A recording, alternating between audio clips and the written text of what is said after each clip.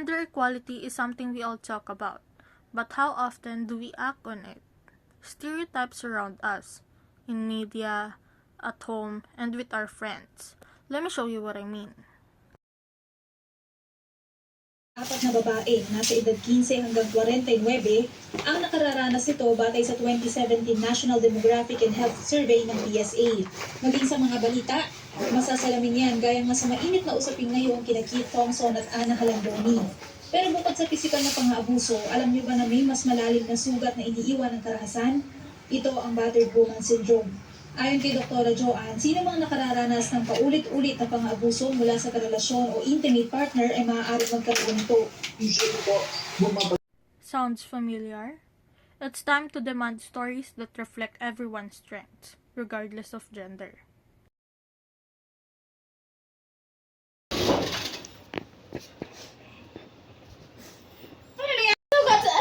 Anong ginawa mo? Dapa! Talaga lang yung tao, nadapa ka pa? Ha?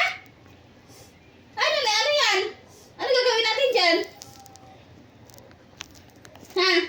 Tingnan, wala rin ba? Tingnan mo nga, oh. Babaw lang naman, parang mga bakla niyan.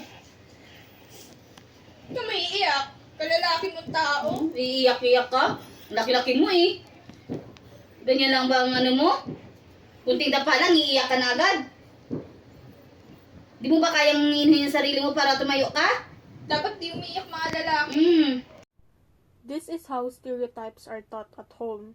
Instead, let's create an environment where emotions are accepted and chores are shared equally. We all have a role to play.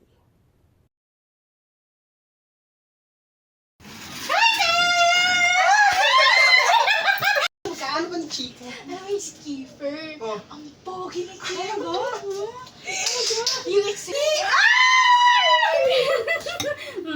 Ano ba naman yan? Ang ingay. Mga bakla nga naman. Wala na nga ambag sa lipunan. Salot pa kayo. This is where we need to step up. Speak out when you hear something like this. Support your friends to be themselves, free from judgment.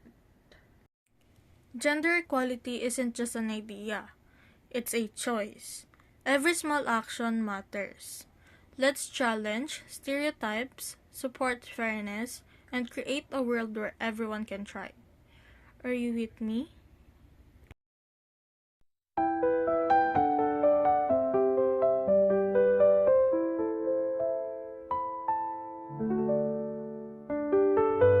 In the last scene of our story, we were dancing in the rain.